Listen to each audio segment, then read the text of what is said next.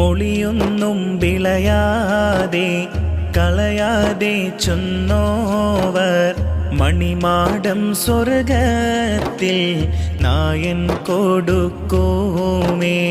ബിൽഖുതുബി റബ്ബാനി വൽഗൗഫി സമദാനി നജ്ജിനാ മിൻ കുല്ലി ആഫാതി യാ അല്ലാഹ്. ദുഷ്കം കൂടാതെ ഈ ദീനെ എഴുതൂകിൽ ദോഷം ഉണ്ടാമെന്ന് നന്നായി അറിവീരേ.